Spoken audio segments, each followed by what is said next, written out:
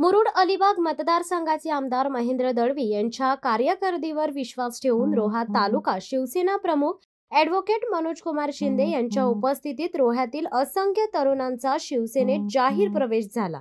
रायगड जिल्ह्यातील मुरुड अलिबाग मतदारसंघातील आमदार महेंद्र शेठ दळवी यांच्या कारकिर्दीवर विश्वास ठेवून रोह्यातील कुमार हर्ष पाटील यांच्यासोबत असंख्य तरुणांनी आमदार महेंद्र दळवी आणि रोहा तालुका शिवसेना प्रमुख ॲडव्होकेट मनोज कुमार शिंदे यांच्या उपस्थितीत शिवसेनेत जाहीर पक्ष प्रवेश केलाय। यामध्ये रोहा तालुक्यातील खारगाव खरापट्टी अशा विविध गावातील शहरातील तरुणांनी सहभाग पाहायला मिळालाय। यामुळे रोह्यात शिवसेनेची ताकद अधिक वाढणार आहे।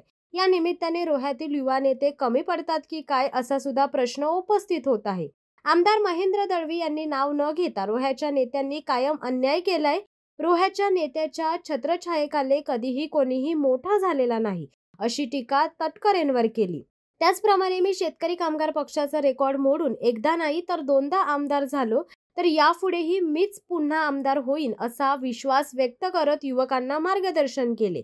यावेळी रोह्यामध्ये सर्वसामान्य जनतेचे प्रश्न समस्या सोडवण्यासाठी आमदार महेंद्र दळवी युवा प्रतिष्ठान यांची स्थापना करत कुमार हर्ष पाटील याला अध्यक्षपदाची धुरा सोपवून जाहीर करण्यात आले। यावेळी रोहा तालुका शिवसेना प्रमुख ॲडव्होकेट मनोज कुमार शिंदे, शहर प्रमुख मंगेश रावकर, युवा सेना प्रमुख आशिष स्वामी तसेच आदी पदाधिकारी कार्यकर्ते मोठ्या संख्येने उपस्थित होते। संगल शेठ, आज रोहा तालुक्यातील शेकडो तरुणांनी आपल्यावर विश्वास ठेवत आपल्या शिवसेना पक्षामध्ये प्रवेश केला आहे, काय सांगाल?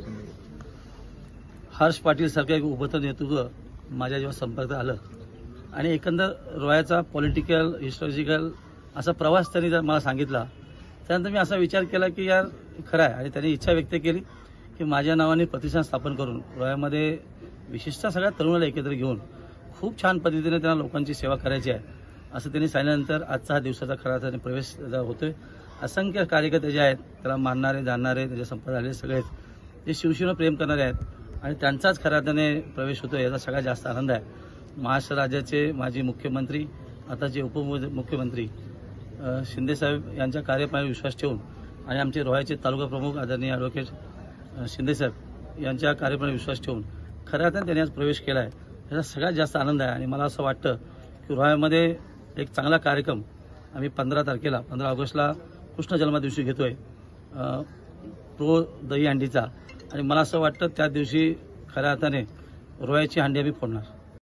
शिवसत्ता टाइम्ससाठी अमोल कुमार जैन, रायगड। दे धडक बेधडक वृत्त देणाऱ्या आपल्या शिवसत्ता टाइम्स न्यूज चॅनलला लाल बटन दाबून सबस्क्राईब करा आणि बेल आयकॉनला क्लिक करायला विसरू नका।